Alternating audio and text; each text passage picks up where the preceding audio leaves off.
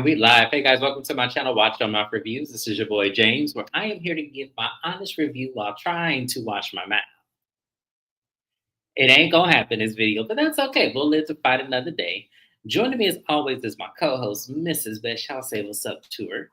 Good evening. Apologies for being off camera. I'm in the bed, y'all. God damn it, I work hard. But I hope that everybody likes, shares, subscribes. James does a lot of good content. Just subscribe. Just do it. Yeah, subscribe. Yeah, y'all. And while you're subscribing to me, please subscribe to my girl, Mrs. Best. Any reviews or recaps that I don't cover on my channel, it's because we cover it on her channel. So on her channel currently, we have Basketball Wives, we have The Valley, we have Real Housewives of Miami. You guys are missing out. And pretty soon in August, we'll have Deb's House, the R&B edition. We did that show, the hip hop edition. Was it last year or the year before last? I'm trying to think. I think it was the year What? before last. When did we do Deb's House? Was it last year or the year before last? Deb's house was last year. It was at the end of the year. Okay, Um, gotcha. she's coming back with R&B. I'm excited to do it. Yes, I'm excited to join you for the occasion. And then also, while you're subscribing to us, go ahead and send our girl Shana underscore MCD a nice little subscription from us. Tell her James sent you. We want you guys to subscribe. Shana was just on my channel this past Friday, and she did give us an update that she is trying to reapply for monetization. So the watch hours, the subscriptions, everything does help our girl stay here on YouTube. We want her here on YouTube. She is a Black content creator who does great at what she does, and she devotes a lot of time to doing this. So we want to make sure that she gets her just due because she well deserves it. So, yes, make sure you guys go subscribe to Shana if you have not already. Hi, Shani. Thank you for being here. We appreciate you. DM Rocks, happy belated birthday. You turned 26. Oh, if I had 26 again, what a mess I would make. You are in your prime. You Every are. mistake you make, don't make yourself feel bad about it. You are in your prime. And you are doing well for yourself at that age. Very well for yourself. So give yourself a pat on the back because you're doing things I wish I could have done at that age. I still wish I could do it this age. So shout out to you, DM Rocks. We love you. Next week it looks like Jackie gonna swing on her daughter, and I cannot wait. And I hope VH1 shows it. Don't do us like y'all did with Brooke when it came to Jackie fighting. We know Jackie got her ass whooped, but we need to see this fight at least. Come on, VH1. Shiny, don't be playing with us now.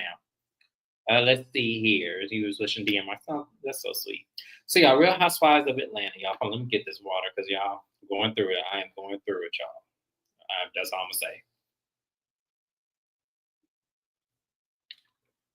Ooh, okay. Sorry, I had to get hydrated. So, Real Housewives of Atlanta. This is the reunion part one. Y'all, when I tell y'all they didn't talk about nothing this reunion, and this is what I was talking about. If y'all were with us Friday, we said this was gonna happen, and they didn't talk about a damn thing. So the first 10 minutes of this episode was them wondering where Britt Edie was. You have Phaedra and her bouffant, what is that called? Not a bouffant. What is that called? A bonnet. I said a bouffant.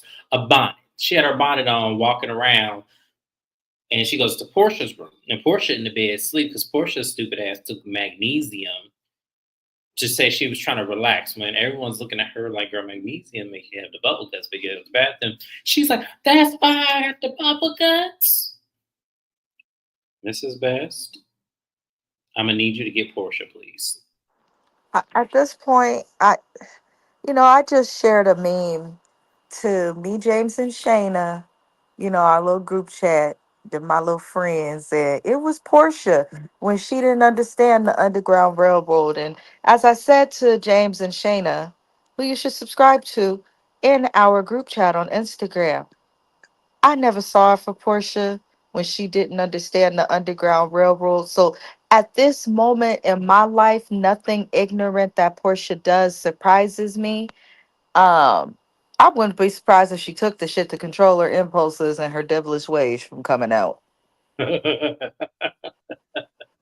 you crazy. Anyways, so Phaedra says that have you talked to Britt because she's not in her room?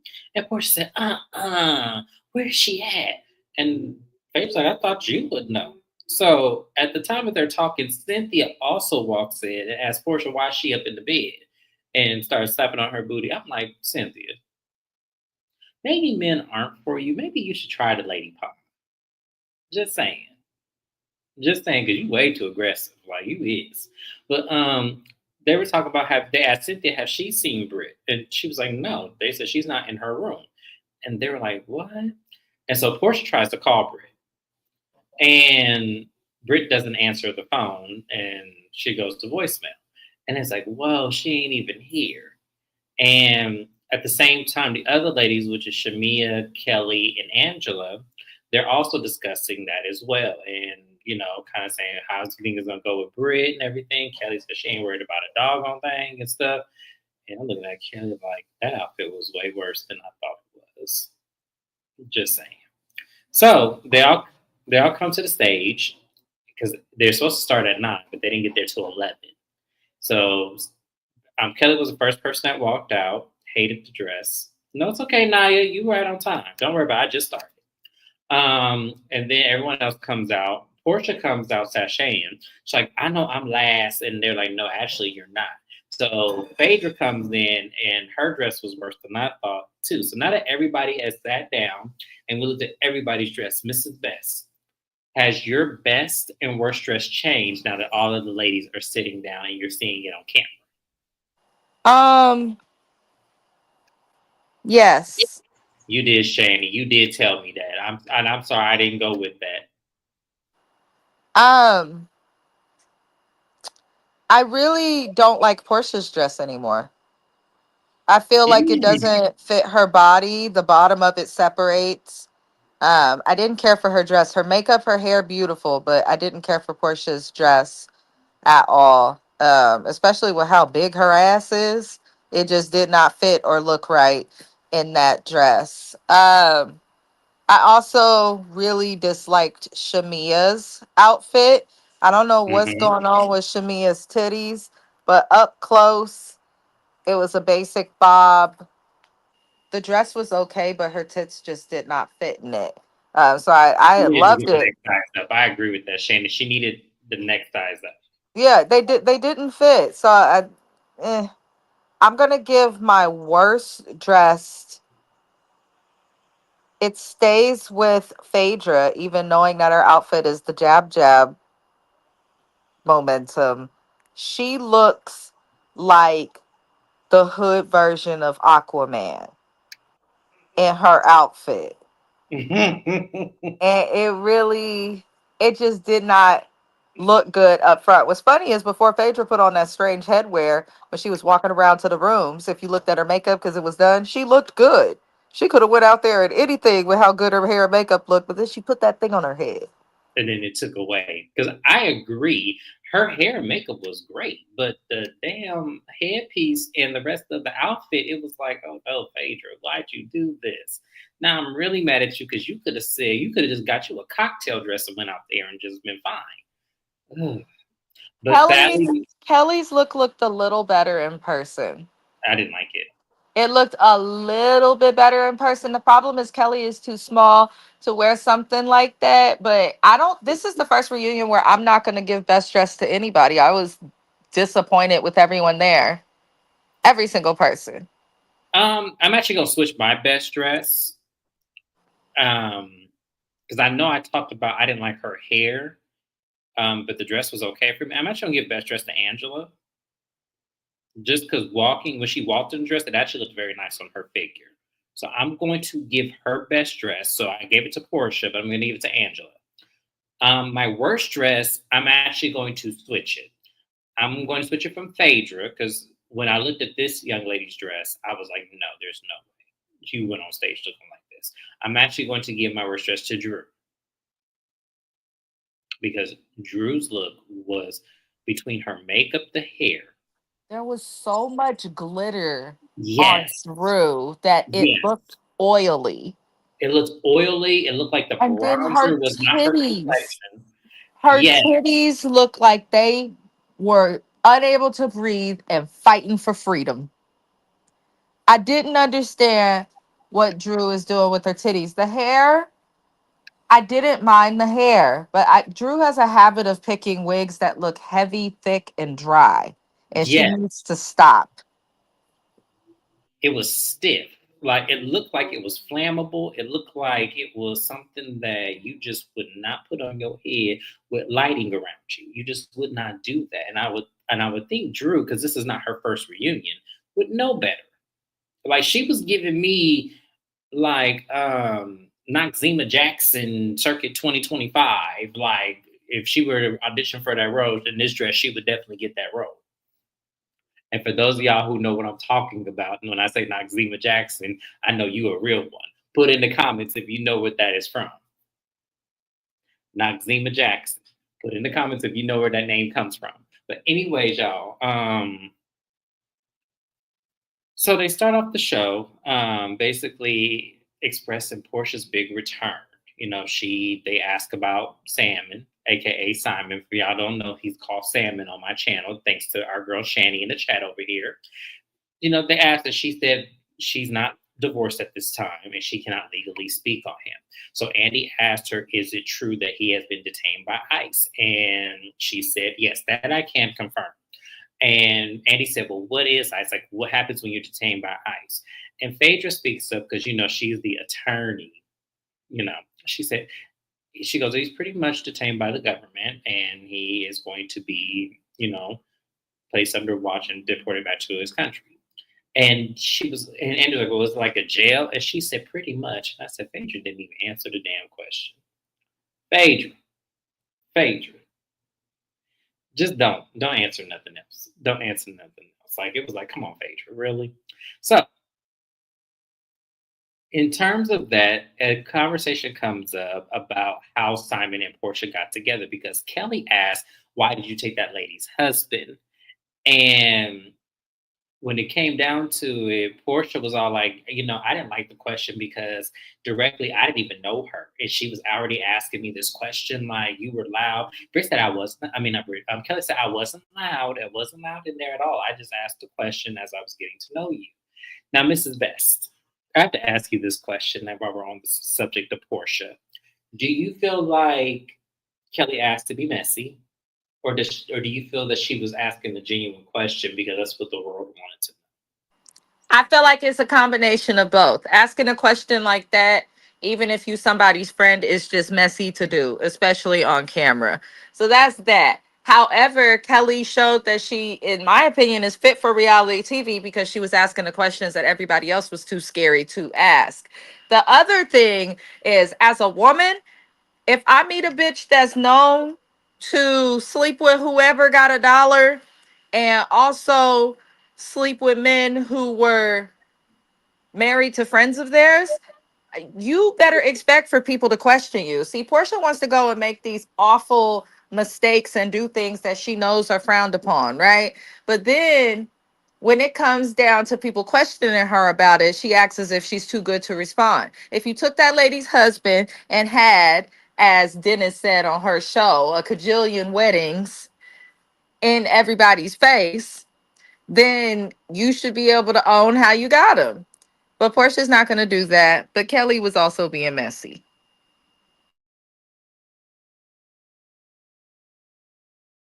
I 100% agree with you. Sorry, y'all, my computer was messing up here. I can't even get back on camera. There we go. I was like, what the heck? So Shani got it right. She knows exactly what I'm talking about. Not Zema Jackson. That's Jesse's daughter.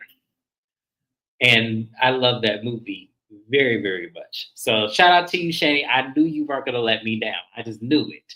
So for y'all, for those of you who do not know, Shani, go ahead and put the title of the movie in the chat. So people who may have not seen that movie, go and watch it because it is one of my all-time favorites. So here's the thing. I want Portia to stop acting like her marriage to Simon was an innocent making when they first got together, because it was not. You saw an opportunity because you saw what he was living like when he was with his ex-wife. You saw all of that and thought, I could live like this. I could do it because you're in the house now. And I thought I was shady of Andy to say we finally get to see you in your marital home because you know that that man sent the cease and desist to not let you film in that home, the home that is now yours. So for that, I just feel like Portia to me is grimy, and I don't see. Here's the thing: ain't nothing wrong with being taken care of. Like, there's nothing wrong with that. There's nothing wrong with getting with someone who has money. But what is wrong is that you get with the man while he's still in a situation with a whole nother person, and then you act like it wasn't, what we all saw it to be, because we all saw it to be that way. So I wasn't mad at Kelly for asking that question, which is why I asked Mrs. Best. Was her take on it? I don't think it was messy at all. I don't think it was messy at all. I don't think Kelly was wrong at all. I felt like anybody should have asked Portia that question. And so, right. And the same with Miss Diane that we've seen a million times. And I feel like for me, it's one of those situations where I'm just like, this is so unnecessary. Like, at this point, I don't care because he wasn't shown on the show. They're no longer together. She did win, according to her. We're still trying to figure out how she's gonna get that spousal, even though I think I have an idea of how she's gonna do it. But good luck to you, Portia. You ready to move on, Mrs. Best? Because I'm gonna move on. Sure. Okay. So then we move on to Kelly. So basically, Kelly's segment is this. She comes in here being all flashy, and I'm not Angie. Andy asked her, directly, you have a lot of expenses and you do a lot of things like buying extravagant gifts, dyeing your dog pink and pampering your dog and stuff. But weren't you just sued recently? She said, yes, I was sued for back rent. I owed 100K in back rent. And he was like, well, why do you owe that? And she goes, because I had to pay 200,000 in lawyer fees. And at this point, Kelly's announced that she is officially divorced. So at this point in time, she is now divorced. So Andy was all like, well, don't you think you need to invest in something better like waffles versus buying extravagant gifts? And she goes, oh no, the gifts are very necessary. And I'm looking at Kelly like, Kelly is given, you normally do not do this, and you were trying to do stuff for the show, because Kelly also is getting sued by, I think it's American Express. Some credit card company is suing her now.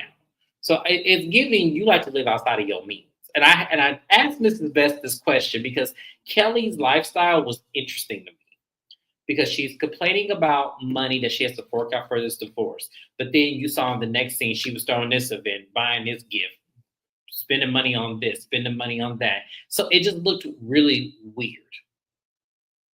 Really weird that she would have all these extravagant gifts and presents and lifestyle, but then be sued left and right. So, Mrs. Best, I have to ask you about Kelly. Were you in any way surprised that Kelly had, these lawsuits and, is trying to pay everybody their money?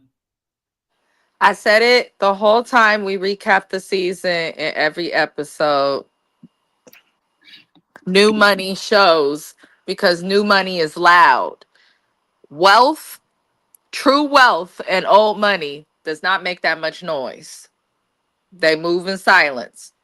They wearing some Walmart sneakers and a regular ass shirt. Like, this is the truth. You come drive through the neighborhoods where billionaires are at here in the Bay Area, you're going to see a whole lot of Honda Civics, 97s, 2004s, a whole Yep. lot of Toyota Priuses. Yep. Simple shit. Kelly, I've been saying this the whole season, is new money. I also feel like, and I've been saying this as well with all of our housewife recaps, I feel like the problem with today with the housewives and why they need to end housewives as a franchise and maybe just move on to other shows and create new things is because everybody comes on there focused on showing that they have the most money, they have these name brands, they have a rich husband, but they don't really show anything else. And then we see them get sued, and then we learn they was perpetrating, just like Alexia on the other one. But I do find it interesting that Andy is so comfortable calling out Kelly. Like, this is the one time where he kind of did keep his foot on her neck. But then when it comes to people like Teresa Giudice, he let her get off. Didn't So Didn't breathe a word of anything to Teresa Giudice at all. That's a good example. Exactly. You know who else he didn't call out until the fourth season's Heather Gay. Mm-hmm. And Heather Gay did a whole bunch of goofy shit, and still she didn't get called Yeah, so it's out. just Kyle too. it's weird. He did do well. I do agree with Naya. Like Andy got it right, but at the same time, don't come too hard on Kelly because Kelly showed the fuck up. The coward She didn't did. show up and didn't want to have the nerve to show us her reunion look. Why the fuck do we care? You could have showed us on our TV screens. I wasn't Instead, even going to mention her, but since you did, because I don't care. That's the thing. So now that Mrs. Best opened up the can of worms, I'm gonna go ahead and address it on my channel. Because I wasn't gonna mention Brit at all. Like I mentioned her at the beginning to say she wasn't there, but I was gonna talk about her because what's the point? She didn't show up. But now that Mrs. Best opened up that can of worms, let's do that. He does mention her relationship with Brit and how it took a turn. And Kelly said that Britt came in, she didn't have a stylist, so I offered my services.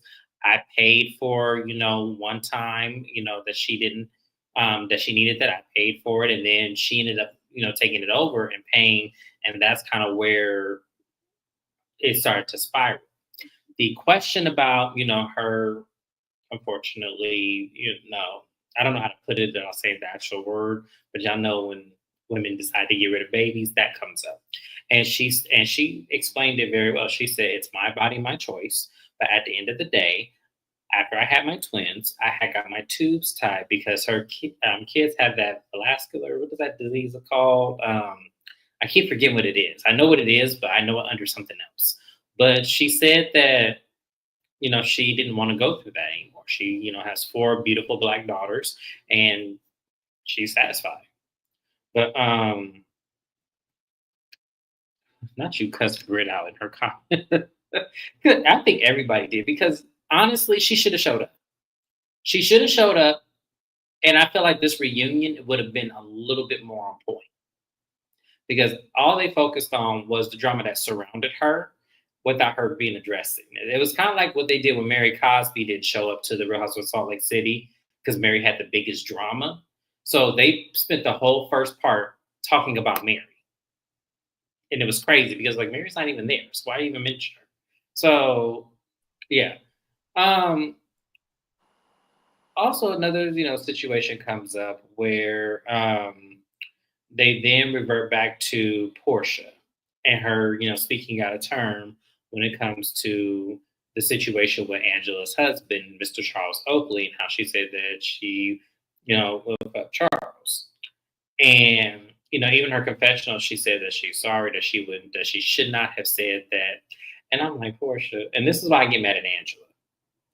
Because Angela, that was your attempt to be like, first off, you were out of line, and I got mad at the wrong person. I should have been cussing you out and not the rest of the girls. Because she said she was kikiing with her friends and everything. And I'm just like, even still hearing that comment today, it's not like, we know Portia would do it because she's already done it. So it's like, yeah. Another question came up about how she was introduced to Simon. And it was brought on that Shamia actually introduced her. Shamia said, no, I'd never introduced them. And so they said, Angela said, Shamia, you said at a table, we were all at dinner, and you said that you introduced them. Now, when they played the flashback, Shamia didn't say she introduced them. Shamia said that she knew them from the beginning of the relationship. She didn't say that she introduced them. So, Mrs. Best, do you think that they were playing on words, or do you think there was another conversation? Because I don't know what to believe with Shamia. I don't. here's the thing. When it came to the beginning of the season, I do think that Shamia was more authentic and I think she had better intentions. All of the stuff that they were talking about in this segment was stuff that happened at the beginning of the season. We saw on the footage that she did not say she introduced them. She said she's been there from the beginning.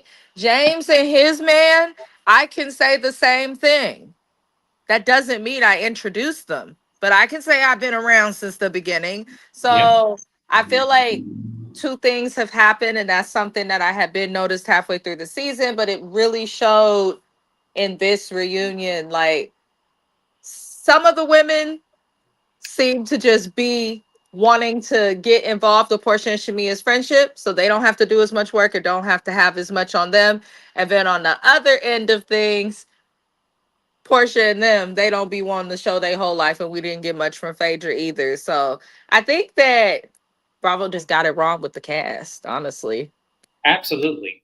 So the next thing we're going to talk about, because I'm moving through this as quick as I can because I can't stand this. Next thing we talk about is Drew and Portia's storyline involving Dennis. And this was so stupid because at the end of the day, I actually agreed with Drew. Portia got mad at Drew because she needed a storyline so she wouldn't talk about Simon. And I agree. I don't think Portia was really mad at the situation, even though Portia said that her and Dennis created a great co-parenting situation. Now, I said this from day one. I don't think it's anything sexual. I don't think it was anything implied there.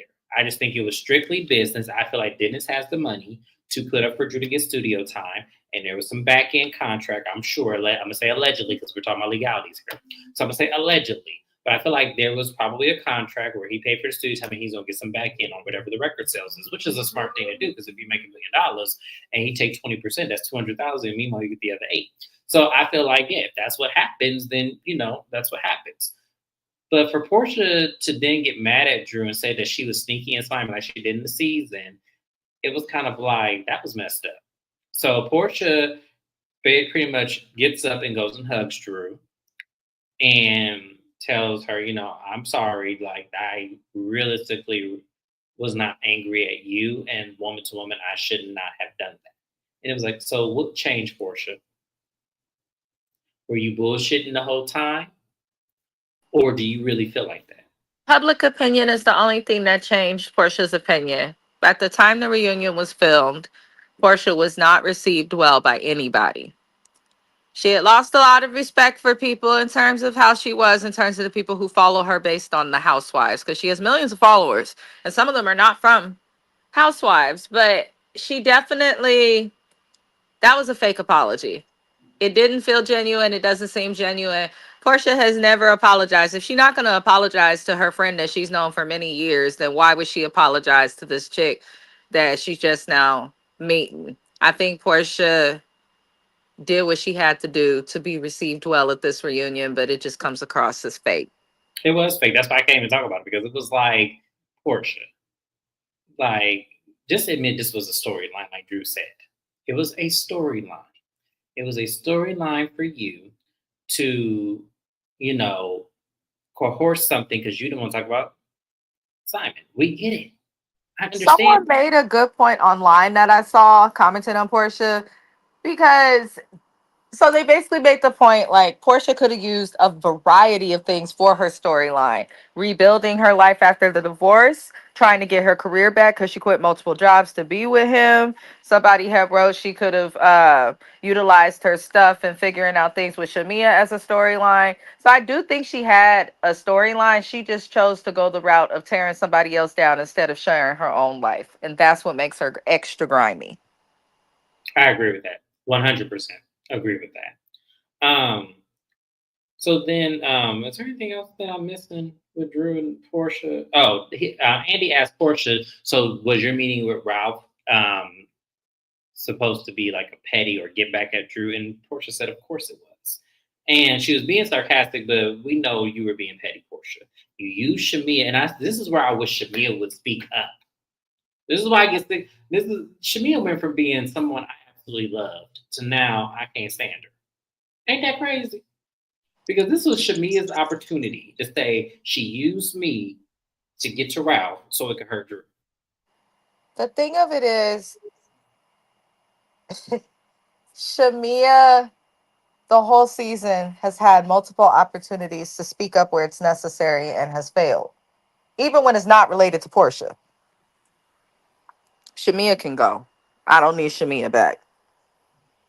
Yeah, so that's pretty much it on the whole Portia and Drew thing. It was stupid. That's the whole first part was stupid. This is the last part that actually was interesting to me, and that I wanted to make sure we didn't miss it. So Angela's segment comes up where Phaedra is brought back to the show, and the whole allegation that Charles was cheating and that Phaedra allegedly brought this to the table. Phaedra is still stuck on this. Why would I do that? Like, why would I do that? And Angela said, Phaedra, cut it out. You know that man. She goes, I don't know that man. So Angela starts dropping names. Angela said, what about this person? What about this person? You know, this person. So Angela pulls out her folder and starts showing pictures of people. And she pulls out a picture of Phaedra's brother. I believe it was her brother. And Phaedra's like, yeah, that's my brother. And apparently the man used to date this man's aunt. And so Phaedra confirmed the relationship that it was there, but she said, but you don't know this man, Phaedra. But he's been in your family, according to an aunt and your brother. Now, in hindsight, y'all, because I was conflicted with this. I really was. I I was conflicted with this because just because my aunt dates a man does not mean I would know that man's entire family unless he brought me around. So I kind of felt like I get what Angela was trying to prove, but to me, that wouldn't have proved anything to me. I feel like I would have broke the fourth wall because I know she had a hand. I'm sorry. Phaedra, we know Phaedra. We know this is up her alley. We know this is what Phaedra does. And yes, she would have need something very strong to get back on the show. They're not just gonna call Phaedra to say, Phaedra, come on the show. They weren't gonna do that because she was fine on Married to Medicine until she quit. So I don't believe for one second that Phaedra came on the show and they just wanted her just to be there. I believe they needed her to do something. And they used her. I actually don't even think she quit Married to Medicine. I think that she fully intended not to deal with them like that. But Phaedra's not the type to just quit and walk away from a contract. I feel like she didn't want to deal with Married to Medicine, probably communicated that to producers. And I feel like time was on her side because they've known that Candy was on the way out. People had not really receiving Candy well. So I feel like most of what Phaedra does, and this is why I'm not happy that she's back, is going to be something that production wants, extra dramatic, something extra. But Angela definitely proved nothing. Is the thing. Like, she said out her own mouth, there's only three schools in Athens. Okay, so if there's only three schools, then one would also assume that there's a higher probability that people probably went to school together, probably knew of each other, dated each other. But like James said, just because you date a family member doesn't mean that you know or have met like all of their family and all of that. Stuff like that takes time. Angela, let it go. The more she talks about this, the more people talk about her concerning marriage. I just want her to stop talking about it. So this is what happened because I do believe she knew Nene in Athens. I do believe that. The reason why I believe that is because Nene, if you go back to that reunion and you listen to what Nene said this. Nene said, I know you, but I don't know you. Like, I had not seen you in years. So you did kind of overtly admit that you didn't know her at Athens. You just hadn't seen her in years. Like, go back and watch that reunion. Nene said it out of her own mouth.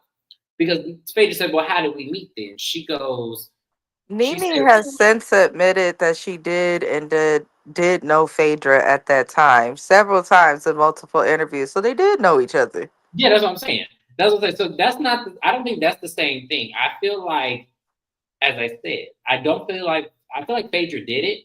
In my opinion, I feel like Phaedra did it, but I don't think she did it solely. I think that production put her up to it. I do, and I think that she's trying to protect production and Listen, not. if production put her up to it and she has some sort of arrangement or deal with production, which wouldn't surprise me because she's an attorney and can negotiate her contract much better than the other women, even if they have representation.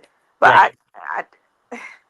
I think it's time for people to stop blaming every damn thing on Phaedra and blame it on the appropriate people, which are the damn producers behind the And I scenes. think that's why Angela, because I would have broke the fourth wall. If it were me, like I wouldn't care at that point because you messing But with. Phaedra's an attorney, so she's not going to do that. Because to No, her, I'm talking about Angela because Angela and knew the receipts fell flat. So yeah, Angela knew that shit didn't make no damn sense. Because when I was listening. I watched it 3 times because I said, let me listen to this again. Because when she said, Phaedra, you know this person, you know, because that didn't prove anything to me. Like that was like, okay, and she may know these people, so what? That doesn't mean she know this man. Like that's why I was like, Angela, come on, break the fourth wall at this point because they're playing with your marriage. But to me, this is giving Angela trying to come back next season. Angela trying to get another check. So that's why she didn't do that. Right. Like them receipts fell flat. I was like, Angela, that didn't prove not a damn thing. I, even though I still think Phaedra did it, it didn't prove anything. I need people to stop trying to have these like moments at the reunions. Like there will never be another Pastor Holy Whore moment. There just won't. Now that's work. That is time, energy, and work and receipts that actually hit. And, and I'm sorry, there will be another Monique. Monique Samuels takes that title. I don't care what anybody says. We had Wendy with the big ass poster board. She was talking about Robin. You don't remember doing this text message? That fell flat because that didn't prove anything either. So it was kind of like, what is Nobody did it the way Monique did it. Monique took her time. When I say that that was, she must, Monique sits in her closet and probably worships the Mean Girls DVD. I mean, it gave burn book. She read them for filth, and then she did it while looking incredible with that asymmetrical bob. Nobody will do it again. And I feel like Housewives, especially the Housewives of Color, they're always trying to like relive these moments. Like, just do your own thing, be original. Angela, stop talking about it. Get Charles on a leash and don't talk about him no more. Don't film with Charles no more, Angela. Don't take him with you to movie premieres. You roll out, just you and your fan. exactly? No, what cracked me up, I wish I had my channel at that time. Because what cracked me up with Giselle with her face cracked is like, because Giselle said, I don't believe anything that's in that binder. And she goes, Monique said, bet, okay, I got you. What's his phone number? Do you got, I know she knows it. Monique read that phone number out loud. And he said, is that his number? And Giselle had to, because she couldn't lie in that moment, because all Monique had to do next was get her phone and call it. So I will never forget how hard I laughed. Because I said, don't you say the phone number out loud. Like, damn. So, yes, she, because I know Monique is filming this up and coming season. I wonder how that is going to smooth over because that was funny. I'm sorry. That took me out. Monique read Giselle for filth with minimal words. When I tell you she knows how to structure a sentence in the right way, and she got it done. But I don't.